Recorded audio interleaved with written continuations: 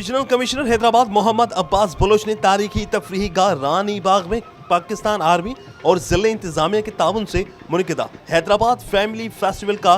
Ribbon काट कर इफ्तिताह किया।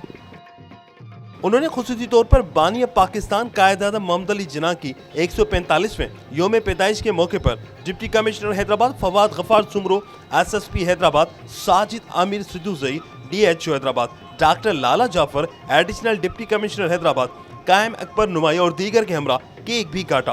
बादअज़ा मीडिया से बातें करते हुए डिविजनल कमिश्नर हैदराबाद मोहम्मद अब्बास बलोच ने कहा कि जिला इंतजामिया और पाक आर्मी की जानिब से हैदराबाद शहर के लोगों को काफ़ी अरसा के बाद तफरीही फराहम करने के लिए फेस्टिवल का इनेकाद खुश आइंद अमल है। उन्होंने कहा कि मुस्तक़बिल में भी इस तरह के प्रोग्राम मुनक़िद करके लोगों को ज़्यादा से ज़्यादा तफरीही फराहम की जाएगी। उन्होंने कहा कि हैदराबाद के कदीमी तफरीह गाह रानी बाग की बहाली के लिए भी इक़दामात किए जाएंगे ताकि तारीखी तफरीह गाह की रौनकें बहाल हो सके। उन्होंने फैमिली फेस्टिवल के दौरान कानून नाफिज करने वाले इदारों की जानिब से सिक्योरिटी के इंतजाम को सराहा और कहा कि हैदराबाद एक पुरअमन शहर है और यहाँ के लोग अमन पसंद हैं।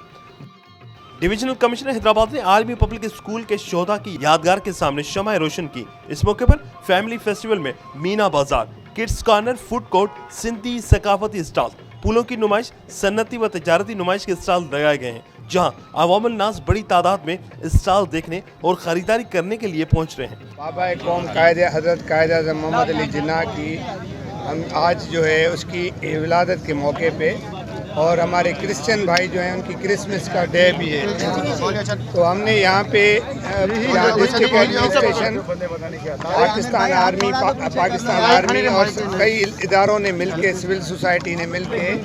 यहाँ की लोकल गवर्नमेंट ने मिलके एक हैदराबाद में इवेंट किया है और बहुत अरसे के बाद यहाँ के लोगों को,